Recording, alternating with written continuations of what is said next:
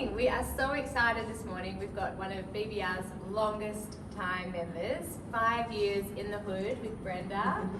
Ryan has just confirmed it's his longest relationship, aside from his mum, with a female. So, and it's still working. And we're still ticking on. And we're still here. She's still here, which is good news. Good news for us. And Brenda was one of my first inspirations to join as well. Seeing her beaming in her first video after a couple of challenges, she really inspired me to join, and we're really excited today to hear a bit more about Brenda's journey, especially relating to how she makes it long term and how she factors in the food and makes it work for herself. So Brenda, tell us a little bit about how you started with Ryan. So what happened in the early days that really made the big difference to start? Oh, well, in the early days, I think I started in 2017. Yeah. I was terrified. I'd been to gyms, but I hadn't really been to gyms. You know, I'd been exercising, but I hadn't really been exercising. I'd been, you know, the excuses, I can have that croissant now because I've done 20 minutes of something, you know. So it was a bit of a shock, and just like learning in the first months. I think I was terrified of everyone.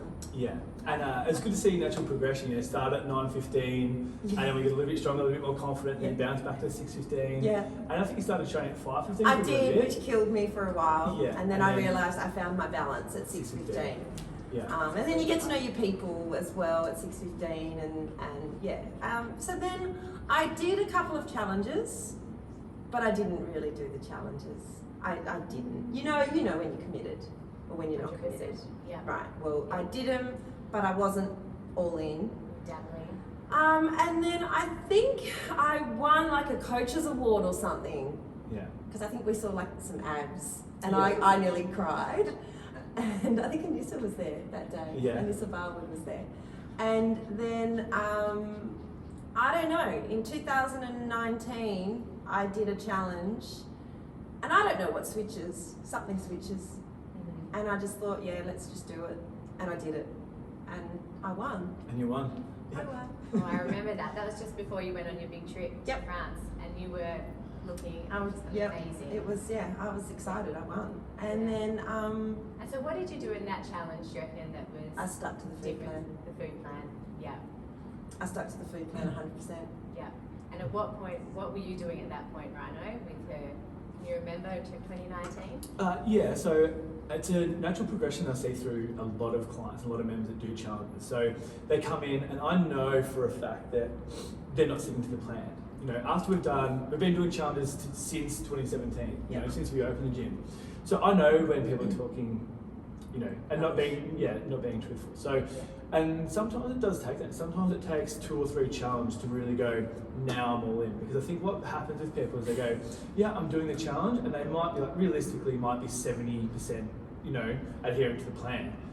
And then the next challenge I do, they might be a little bit better. And then by the 3rd challenge, I go, okay, I've gone okay, and I've got okay results. And then that's like exactly like Brenda's like the perfect example. We go, yeah, I've gone okay, I've definitely made progressions, but then they go, okay, if I'm gonna do this, and that's why I'd say to people now, and I make a big point of them, like, if you're paying me money to do the challenge, and you're getting up out of bed at 5 o'clock every morning or whatever to come and do it, stick to it. I'm like, it doesn't make sense to come in and work so hard in the gym and not do the work out of the gym. So that's why I'm pretty sort of, down the line. And that's probably one of the main reasons why I wanted to set this up, so we could have a chat from a coach's perspective, and then, you know, talk about Brenda's journey, but also, you know, because you've won a challenge as well there, so we can, you know, we can all sort of bounce ideas off people, but it's sort of like the natural progression as we go through. But, you know, there's a couple of messages that I want to get through to some people, or maybe just some information to get through to people on how to manage their food. And I think having you 2 guys in here to talk about that, people will be able to take so much away from it, because I think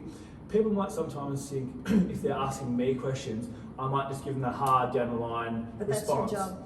That's my job, you know. And I'm always going to listen to people, and I'll always try and do the best I can. And I understand sometimes that people need me to hold their hand for the first little bit, but there also comes a time where I've got to draw the line and say, no, you have to take accountability for what you're doing if you want the results that you keep telling me you want. But imagine if Ryan said, yeah, go on, have that wine on a Friday night, that's okay. Yeah. You'd go, what the hell? Yeah. You can't say that. No. And you give an inch and people take a mile. 100%. And the reality is, like, that's why I think, it's so important to talk about balance. And that's probably like one of the bigger questions we'll come into later when we come out of post-show. So we'll talk about that later on. But the natural progression we see through people is like they come in and then, because we've had people come in when they go, they are all in from the start. And I say it because people, like, when people commit and they do everything I ask and they post their photos on the Sunday, they check in with me on a Wednesday, because that's where the value is in challenges. The value is, the food plans probably take me 20, 25 minutes to write for a new client. We're taking all their data and work out their macros and calories. So the value, it does take me a little bit of time to work that out. The consult, if we have a 15 or 20 minute phone consult, that's valuable as well. But the value and where the magic happens is when we talk on a Wednesday. Yeah. If people just send me a graph, I can kind of tell what's going on from their numbers. But the people who, like Chantal Negri won't mind me saying this, she sends me novels on Wednesdays, but she gets a value because I'm going to answer all of her questions because that's what she signs up for. So people who just go, yeah, I'm feeling good, I'm like, okay, well, I'll try and get the most out of that. That's why I say, like, talk to me, like, that's where the value is week to week. And then the more information you give me, the better I can coach you, the better you can progress, the better results you're going to have. Yeah. And I find with Ryan as a coach, and you may or may not feel the same way as me, but when you give something in, you get tenfold back.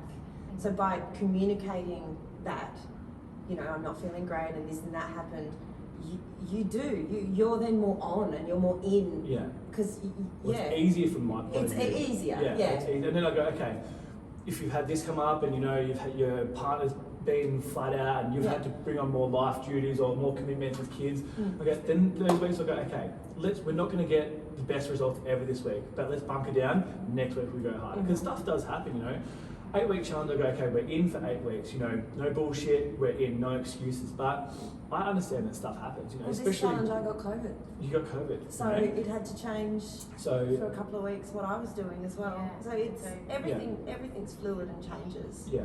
And so did you adjust Brenda's plan at that point? Because she's in this challenge Yeah. right now. Yeah, when she had COVID. Yeah, everything goes out the window when you're sick, The most important thing, because when we work with body composition, we work off macronutrient profiling to better your body composition. So where, our protein goes up, we lower our fats, we base all our carbohydrates around our training time.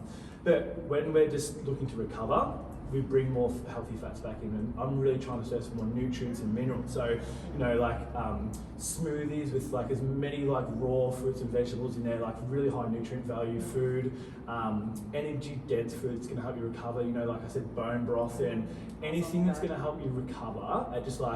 That's what it goes back to. We go, okay, the body composition takes a back seat, because you're not going to be able to progress unless you're 100%. So anyone that says they're feeling flat or they're down at the moment, with COVID, everyone's sort of staying away. But we're just saying to people, if you feel sick and run down, take it easy. That's one time when you go, there's no point flogging a dead horse because you're not going to get any results. So you have to be 100% before we really start to push again anyway. Oh, that's amazing. And I suppose that's how you factor in the long-term plan. So that's how you keep people as members for 5 years, is when you take into that balance time. Yeah. So, 100%. Yeah, So I think I went from that challenge I won, and then I was like, I'm just going to do challenges. Because people say to me, oh my God, you're doing another challenge. And I'm like, that's just how I want to live. Yeah. I'm happy to do that. I'm happy during school term with, while I've got kids at school term, I'm switched on. Then the holidays, you go away, you might have some time off. But if you start living like that, you never actually switch off anyway, I think. Yeah, that's so interesting. That's because when I look at you, I see a really consistent performer in the gym. Yeah. So you seem to, obviously there's times where you do the challenge and all of a sudden those abs are popping out like crazy. But you manage to get a really nice balance, and so I think so. So that's achieved just by going term to term with the... I find that works for me. And like some challenges, I might say to Ryan, okay, like summer's coming, let's get shredded, and we get stupid.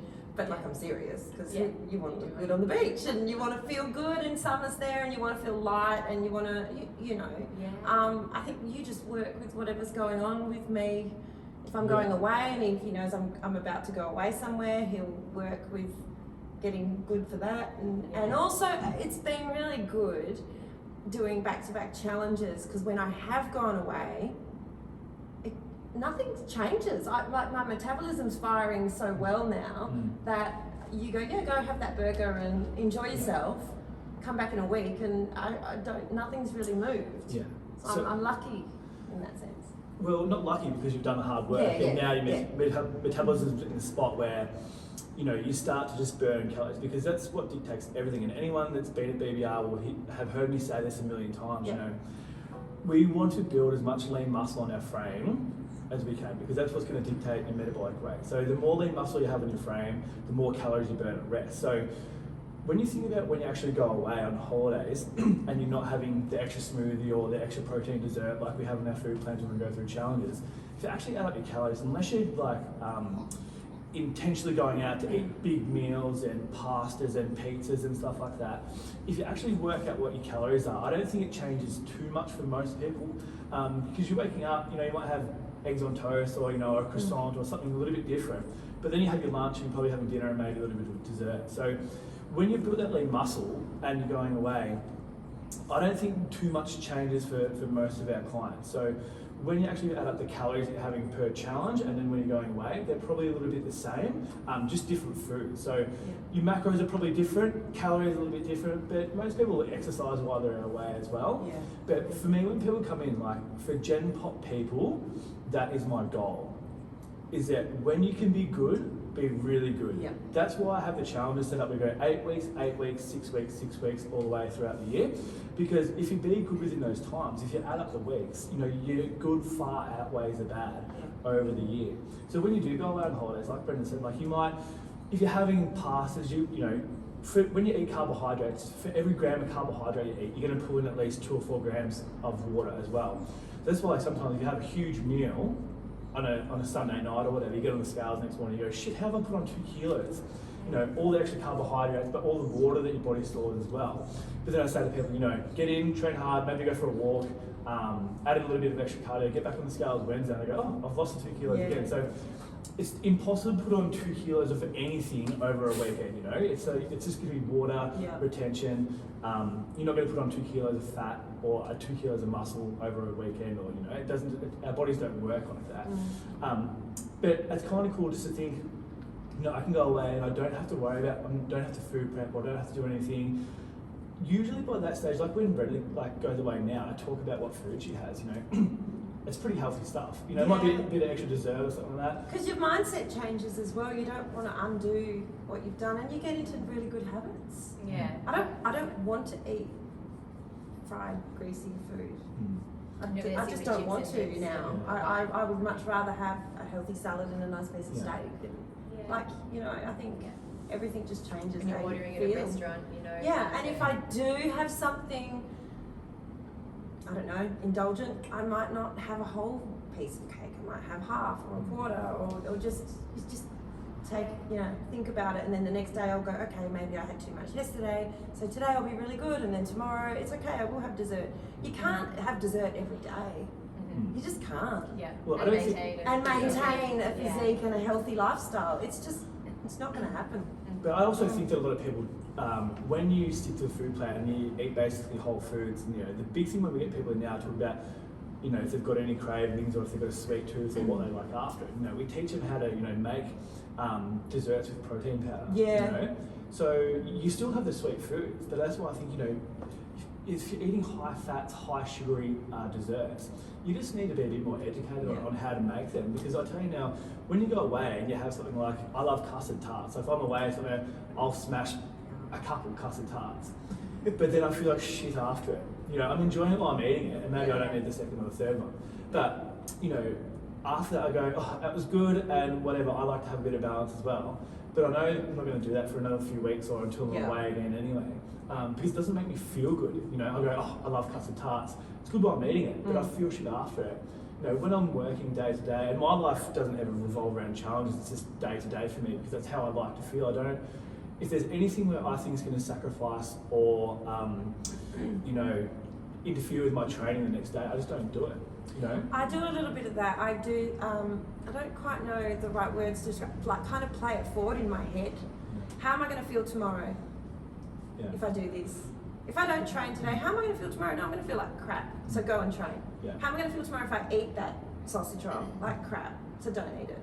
Yeah. If you That's play awesome. it forward, a girlfriend taught me that she gave up alcohol for a whole year, and I was like, how? Oh my god, because I love a wine. Yeah. And she was like, I played it forward. How did did I want to feel like that the next day? No, I didn't. So I didn't drink. And she said, and I just went day by day by day, and before she knew it, it was 365 days. That's impressive. So I think you can do the same with food. It's feelings though, like what you said is like, and it's not a guilt thing, because I know food is such an interesting topic because I think we're all conditioned from a young age how to eat. You know, that's bad, or cake's bad, you shouldn't have that. Yeah. You know, when in reality, it's not going to, you know, everything in moderation, right? But that's why we go challenge mode. We're in, we be good as when we can be good. But if you can teach yourself how to, you know, crave whole foods and eat whole foods all the time, then when you do have a sugary dessert or something, you feel shit. And that's where you go, it's not about feeling guilty about eating something. No, it's it's about just like, you don't feel how am I good. going to feel tomorrow? You know, if I'm away and I'm on a holiday, I don't want to wake up, you know, I'll have a few drinks and have a big night every now and again, but I don't want to wake up hungover or feeling shit from what I ate the next day. I want to go out, be active, explore, have fun, and have lots of energy. But you can't do that when you're feeling shit because of the food you've eaten, you know? So it's all, I think, you're right, you play it forward and you think about how it's going to make you feel, not so much like a guilt or should I or should not. Yeah. Because there's no right or wrong, you know, it's just what's going to make you feel good. Yeah, and That's what it's about. I think that's amazing, you guys. It's mastering the instant gratification model, which we've like become accustomed to, like with social media, with easy accessed food and snack foods. I think that thinking forward is such a clever way to do it, because knowing your body and how it feels is the best thing we can do for ourselves. All right, Rhino. So when Brenda first came through the doors in 2017, what were your initial impressions? Did you see the potential that she's unleashed? No, well, from the start, she went really well. She listened, you know. That was probably, and that's what I love about any client that comes through the door now, is, you know, when they're really, when you're coaching people in the class, like sometimes I go up and I'll give some instructions, and I don't know whether they're in their own zone or whatever, but some people really take everything in, and Brenda was really like that from the start. Everything I said to her, super focused and really try and learn and ask questions after classes. It wasn't just with me, it was every trainer we've had at BBR, you know. She's always asking questions and trying to better herself as well. But that, like I said earlier, it's about that natural progression of like getting confidence and going a little bit heavier and pushing a little bit more, and as she progressed with the challenges. And I think once we got into the challenges, that was really good because she annoyed me so much. But I say to everyone, if you're annoying me, you're doing your job because you're asking questions.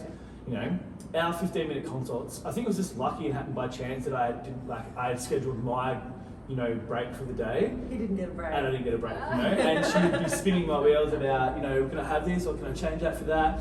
But it's really good because when you throw out the questions, and there's you know, you've heard it 1,000 times, there's no such thing as a dumb question, because the more you know, the more you're educated about it, the more you're going to execute your food plan well. So, okay, he's left that out for this reason. But I know that after we do this challenge, I might come back in, because I think the more you educate people on food, there's no real right or wrong. It's just how we balance it. And like, if you're someone that needs to lose 10 kilos, then yes, we have to sacrifice some things. You know, some foods come out. Doesn't mean they're going to stay out forever. And that was the best thing about Beach, is just everything I've said along the whole journey. And that's probably why the relationships worked, you know, because she's listened to me. In regard to food, it works both ways. It does work both ways, 100%. But she's been a pleasure to coach, I can tell you that much, because when you're so passionate about helping people and people take everything on board, you know, even when we have chats, like, you know, if she's ever having a flat day, which is very rare, but, you know, I'm like, mate, people would kill to have your physique and your strength, and, you know, but it comes to the hard work and the consistency. Like, I don't think we've probably got, you know, I have a good handful of members at BBR that have been there for, you know, I think you're probably one of the longest now, but there's definitely a big crew come in 2018 and 2019 that are still there as well. But, I mean, there's Steph and Tale. They were the OGs. They were my very first clients. But you've probably been one of the most consistent people through all the challenges, because, like, as you mentioned, you know, learning to go be really good when you can be good. That's what's got you to where you are. You know, when you go away and you can enjoy yourself. But when you come back in, you crush it, and you're always pushing yourself. That's one thing that will change people's physiques, is how to training with intensity. And that's what B does really well. I don't think there's been many sessions. If anything, I have to wind her back a little bit, you know, when she's training. I'm like, no, save yourself, last 2 sets will go hard and heavy, you know. So if anything, I'm trying to pull her back. You know, it's like just trying to tame a wild bull sometimes.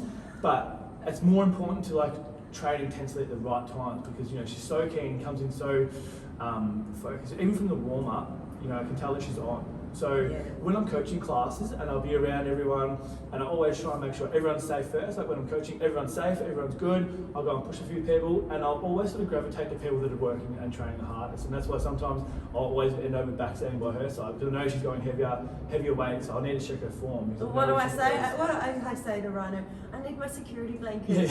I say to him, and he goes, okay. And he comes up, because there's something about having a trainer, whether it's Ryan or Jussie or anyone, that you go, I can do this, because they're standing there going, you can do that. Yeah. So you do it. Yeah. And you sometimes just got to do it. Yeah. Even if you think you can't. Absolutely. You actually can. People can always do more than they think they can. That's one thing Ryan has absolutely taught me, is we're capable of so much more than we think we are. But I just want to say as well, when I did start and the listening and learning, I had no idea of form or anything like that.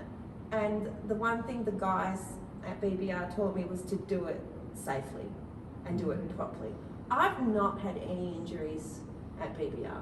That's amazing, because I've you've not progressed had so any. much with heavy weights, so No, that's impressive. I know. And you know, and I know I can look at Ryan and go, oh, that twigged, and he'll go, drop your weight. Straight away. Yeah. Just, there's no ego in it, there's no like, oh, you just got to do it, get the bro rips out, or whatever it is that you say.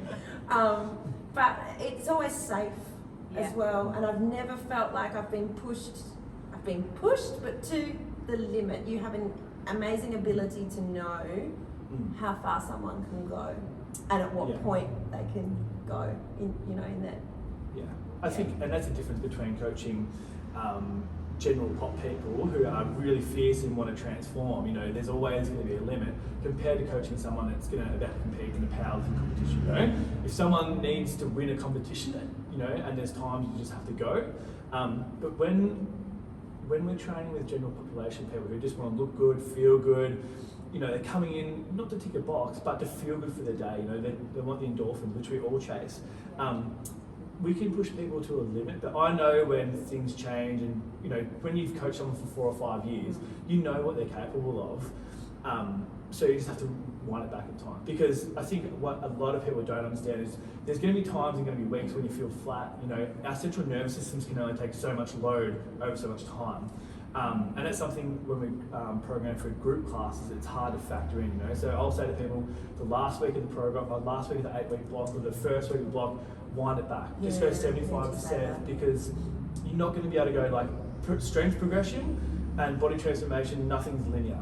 You can't just keep going like this. The runway for progression doesn't work like that. You know, it's just like, well, hopefully if you've got stocks and shares, it goes like this. You know, there's ups and downs, but over the journey, you know, you start here and we end up here. You know, so if you're training hard with intensity and you're looking after your food, nutrition, and your sleep, and you're hydrated, you're going to get good results. You're going to be fit. You're going to be healthy.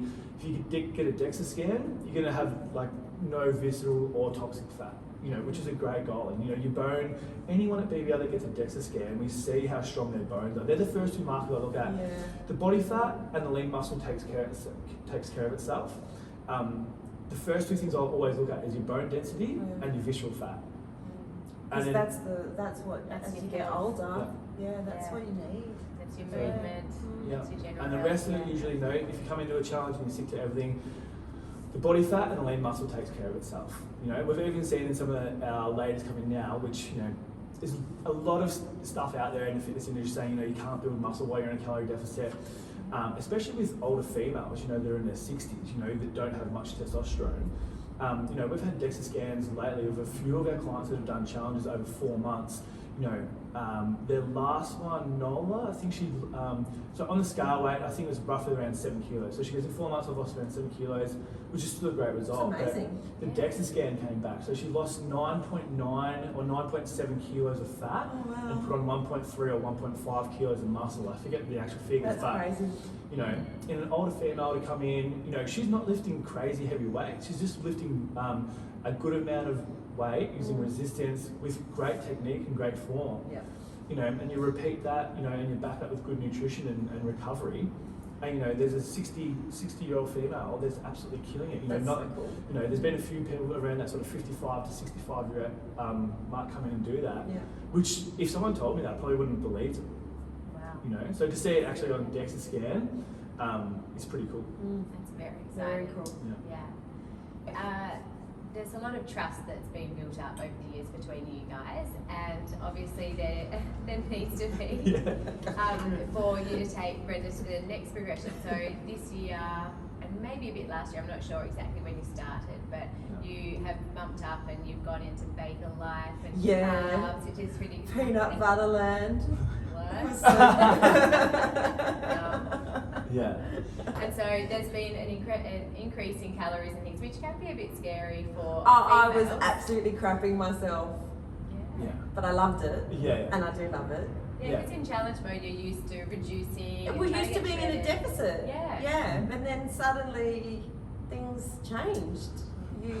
Yeah, well, it's not good for anyone to be in a calorie deficit for a long period of time or in a calorie surplus, There's pros and cons for both, but you have to move through different phases, and this is one thing I've been trying to teach a lot of our clients lately, is that, we can diet anyone down over 8 weeks and make them look better, but where's it one thing I'm really conscious of at BBR is to not create a big yo-yo model, where they come in and they diet down for 8 or 10 weeks, and then they go out and they go back to old habits, and then they come back in the next challenge because they put some of the weight back on. But you have to go. What changes that is when you actually put people through a gaining phase, which I know is super scary for females especially, because when we get lots of clients to BBR, I'll set them up in 15 or 20% calorie deficit, which is most females. You might be at 14 or 1500 calories to start, and I'm really big on the first 2 weeks that you're 100% the plan, nothing changes, because that way I can actually see. That's the only way we can really measure if you're in a calorie deficit, if you're at maintenance or in a surplus, is we monitor your weight. If your weight's dropping really fast, that means you're probably in too much of a deficit. If you stay exactly the same, you're in a maintenance. If you start to put on weight, you're in a surplus, So it's simple maths to work out.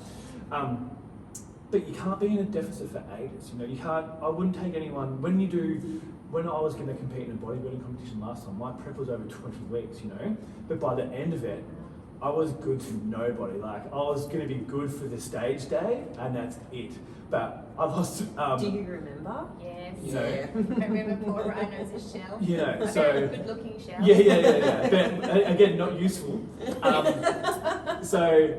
But I think for most people, 8 to 10, if you can push it to 12 weeks, most people I know that compete in natural competitions might diet for 12 to 14 weeks. That goes from looking, like a fit person to, 8-pack and, obliques and stuff like that. So, but like I said before, the most important part of this whole thing is that we build lean muscle to increase our metabolic rate. So when I have people in now for challenges, I'll always say it's important that we go through this phase now where the next 8 weeks we actually try and build muscle and we accept that their scales are going to go up. So if people don't really like the scales, we don't really need them. It's a tool, right? It's numbers. You've got to detach from the numbers and the emotion and all of that. So that's really, really important to understand, because our feelings and emotions should never be dictated by a number on the scale, which isn't a true representation of what your body composition actually is, right? 100%. So that's really important to remember as well. But if you can go through 8, 10 weeks and just accept that the scale is going to go up, and the goal is to build muscle. So I've done this with Bear a few times as well, because I'll never do it with someone until I feel like I've got their buy-in and they trust me 100%, because they go, oh, the scale's going up, I don't like this, and they'll pull out and they won't do it. So I'll have to say, you have to give me 8 weeks. I said, give me 8 weeks and then I'll diet you back down. So over the 8 weeks, we'll increase their carbohydrates, and this is one of the perks where you go, okay, let's have some fun. What do you like to eat? Let's put a bagel in there. Let's put a bagel with jam post-training. And then sometimes at the start, people continue to lose weight when they add more carbohydrates, because if they've been working hard and they already hold a good amount of lean muscle, their body will sometimes just utilise the carbohydrates for fuel, add lean muscle, but their body fat will come down because we're increasing their lean muscle. That's what happened to me. I started lifting much heavier because I was better fueled for it. Wow. and like I still looked really Yeah. lean. Yeah, and I think when we've looked over, if we looked at your weight over your time at BBR, sometimes when you've been at your heaviest, you've looked the best. I am at my heaviest Yeah. I've ever been. Yeah, so I am at my, I don't want to say the number. Yeah. Well, I don't care. Yeah. No, when I got 24 years ago when I got married, I weighed 55 kilos. I now weigh 70 and I'm the same size. Wow, that's incredible. I'm a bit sort of more broad and more muscular, Yeah, but at 46 I think that's okay. it's amazing. But yeah, which blows my mind actually, that I'm the heaviest I've ever been. Yeah, and you look fit. And Well, I had to, I've gone through a bit of a mental thing with that. I've had to get off the scales. Because that does, as a woman, that does mess with you. Because, everyone wants to be the petite girl, Yeah, culturally, that's what, yeah. but actually, no, you don't have to. You don't have to. No. Yeah. And So don't get on the scales if it messes with you, because it was meant, I think we had lots of chats Yeah. about scales. Yeah, and that's like I just said, if you can detach from the number, and I think it's easy for males because the thing that I've always been drilled into me by my coach is like, we need to measure it because especially if you're a guy trying to put on weight, we need to measure it. So, it's so different between guys and girls because if I lost weight, I'd go, I haven't put on weight this week, so increase food, which can be just as hard. The opposite. So you're increasing food, and then you go, because sometimes you go, I don't think I put on weight this week, get on the scales, well, it stayed the same. And you report back and your coach goes, okay, that's okay. We've got the measurement now we can make a change. But if I didn't get on the scales, it's always a guess. Yeah. We can take photos, but when we have a specific goal, and that's why I think when you guys get lean, I'll say, it's time to just take photos. Yeah. Because whether it moves 200 or 300 grams, that's the difference between sitting on the toilet and not sitting on the toilet in the morning. So that's why photos are so important as well, because we can go, okay, now I can visually see that you're getting leaner. So the scales, aren't really important. That's when we go DEXA scans, or you can do your calipers and measure your body fat like that. Because if you've got 10 kilos to lose, it doesn't matter how much muscle you put on. The goal is to lose fat. So the scale should always be coming down. Even if your goal is to lose weight and lose like above 5 kilos, the scale should always be coming down. It doesn't matter if you're putting on a little bit of muscle as well. It's the same if you really try to if you've got guys coming to challenges and trying to put on weight. It doesn't matter if we have a little bit of extra fat, we accept that because we really try to put on as much muscle as we can. So when you're trying to optimize muscle growth and we increase our calories, we're in a surplus. So if we don't use those calories we're trying to maximize our muscle growth with, it could spill over and some could be stored as fat. But that's okay because we know that we're only doing it for 8, 10, 12 weeks and then we're going to flip these phases and we're going to diet back down. And the next time we diet back down, we've built that muscle over that last 10, 12 weeks. So when we get leaner the next time, we look better again. So that's simply like all my goal at the moment is I'm going to build as much muscle as I can.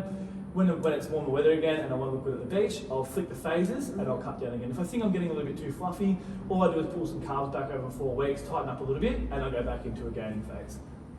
So you just got to, you work your food around what your goals are. Yeah. So the scales for you have always just been a tool. It's just no emotion attached. Just a tool. Just a tool. The only time when I didn't like using when I was at the end of a diet phase and I thought that I had no more fat to lose, and when I'd see it go down, I thought it was always muscle. I'm like, okay, I'm losing muscle.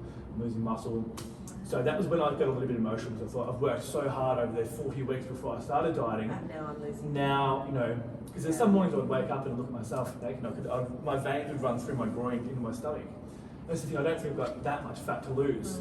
So if I see a big drop, I would be worried that I was going to be too small on stage when my goal was to compete. So that's the only time it's ever been an emotional thing for me. I go, I'm losing all the muscle I've worked so hard for. But usually, all that aside, I just said to my coach and he said you've got to get leaner, so we're going to drop some muscle, but if you want to win a competition, conditioning is the most important thing for you, so you have to sacrifice the muscle to look as lean as we need you to be. Wow, gosh, So, that's a really interesting process, going to stage, that's going to be next level to the gram. And Yeah, well, everything has to be to the ground. There's no if, buts, or maybe if you want to win a show. That's just all in. But then, that's an extreme. We don't ever have to, I've dieted one person to a show. I personally don't like dieting people to a show because it's hard and it's shit and people are grumpy and tired. Yeah. I like 8 weeks. I'm like, okay, I'll get you in, Yeah. and I can, the first time you ever I showed you abs. You bowled me over, you jumped on me and gave me a big hug. And then we take people through the phases. You know, Yeah. I want to make people feel great.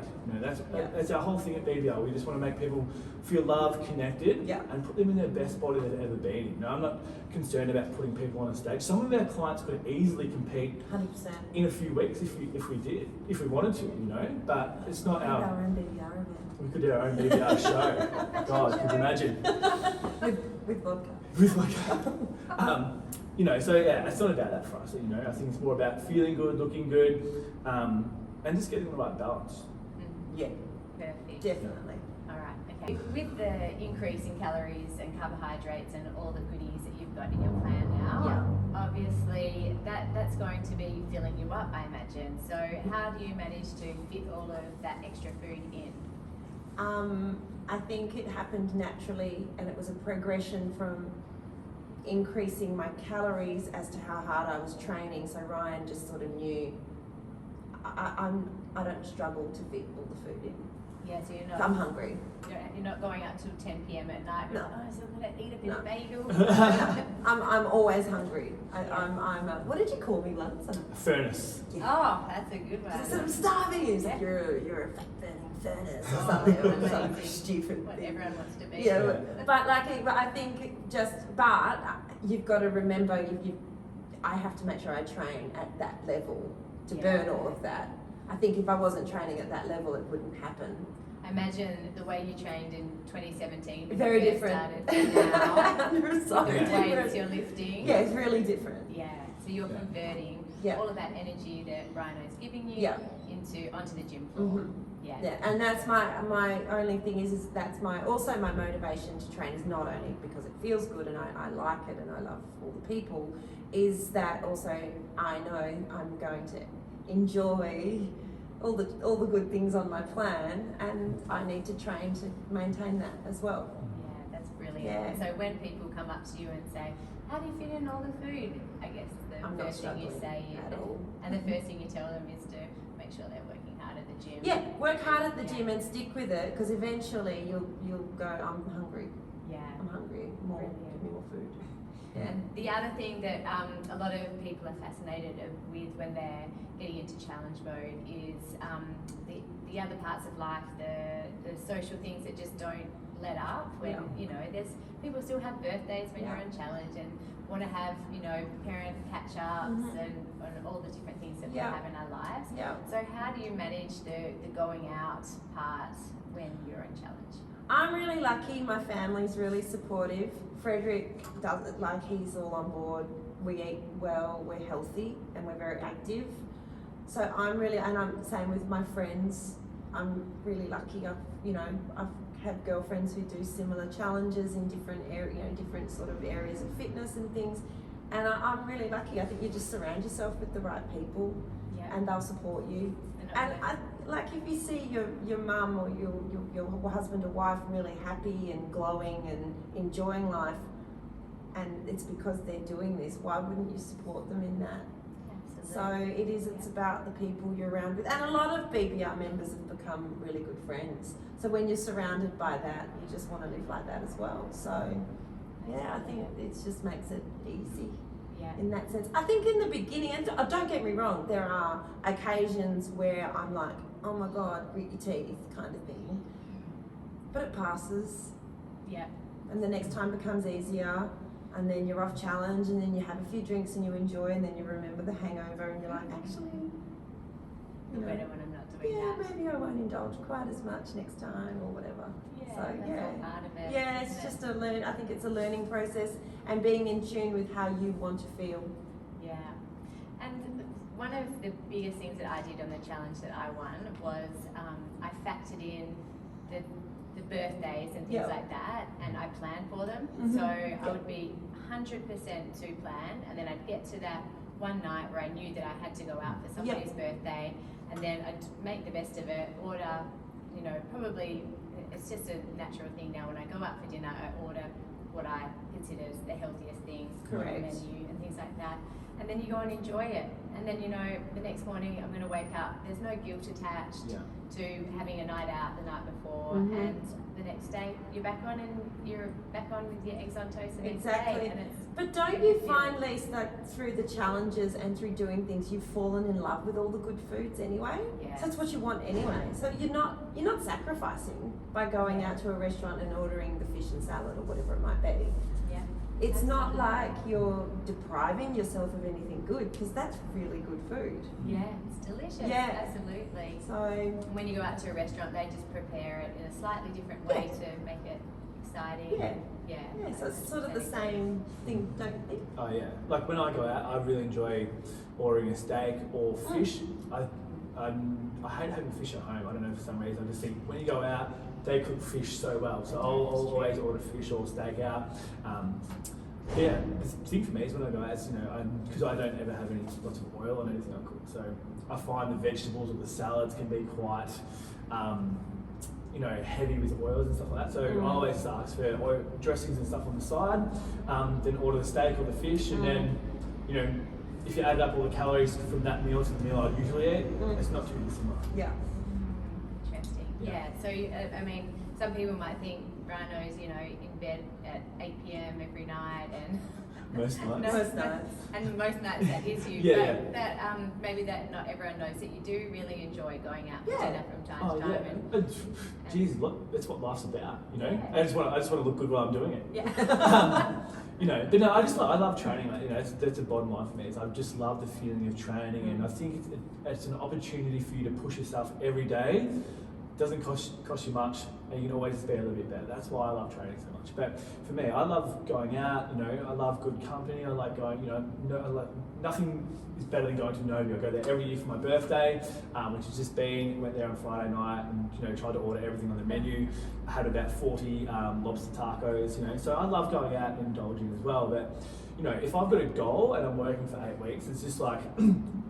It's not even a question. It's like not even a negotiation about should I have a drink or not. It's like, hey, this is what we've planned, then this is what we're doing. Because how can you ever expect to get good results if you're not sticking to the plan and not doing what you know? Especially when you've done challenges, you know what results you get if you stick to it and if you train hard. So in my mind, it's backwards if I go off plan, because I'm gonna, you know, if I want to do something in 8 or 10 or 12 weeks, if I want to look a certain way, if I want to add a certain amount of strength for different exercises, or you know, because there's always different challenges you can do with your training. I just think it's backwards to put yourself not in alignment with your goals. So if you set a goal, I was just like, we're just 100% in, and that's the way it should be for me. I said, especially if you've got someone who goes, okay, I need to lose 10 kilos, I'm 10 kilos overweight, then you should just be all in. Yeah. You know, you know, I think with you guys, when you go, okay, I just want to look a little bit trimmer, I want to get leaner for summer. You know, then those things when the birthdays come in, allow yourself to have an off-plan meal, which is okay. You know, there's got to be balance in it. But if you've got a goal, if you're unhealthy, then it's different. Yeah. If you're going to compete, then it's different. Yeah. So that's kind of the balance that you get from the challenges. But the fun part is like when you go through those different phases and we increase your calories and you have bagels and you know we've got buckwheat pancakes which are low in fat, and you learn all these good foods that you can eat. You know, when it gets to the weekend, I don't want to go for a burger or a pizza because I know that I've got pancakes or crumpets or bagels that have been on my plan, or you know, if I'm not having them at that time, if I'm in a dieting phase, I know that in 4 weeks I'm going to get all that food back anyway. Yeah. So you just eat what you can that's in line with your goals, because when you're going through a gaining phase and trying to build muscle, you know, we have to introduce more carbohydrates to build the muscle. You know, so you're going to be full and you're going to eat all these nice foods anyway. You know, as long as you don't have 20% of your carbohydrates through sugar. That's okay, in my opinion.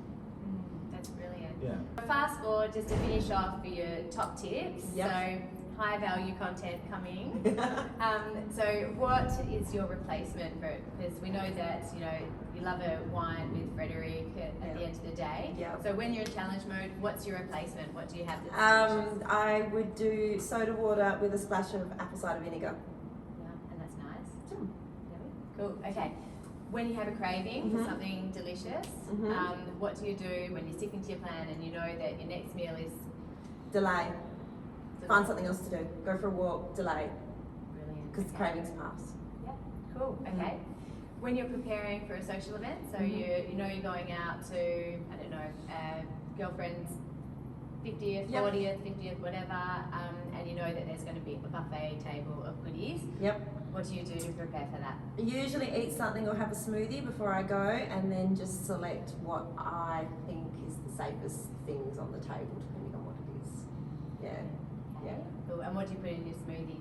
Like something that's Usually berries, banana, almond milk, protein powder. Yeah. brilliant. Pretty easy. Cool. And your go-to meal when you're out at a restaurant? Steak and salad. Beautiful. Yeah. I love a good steak. Easy. Thanks, Kate. Mhm. Did you want to answer any of those? I don't think I can add any more value to what B said. Yeah. You know, Pretty all pretty similar. similar. Yeah. No, she's nailed it on the head. I think that's good. Yeah, that was really interesting. I loved hearing from both of you. Thanks, Such Lise. wealth of knowledge from both of you. So thank you. I can't Okay. wait to share this with everyone. My pleasure. Thanks, guys.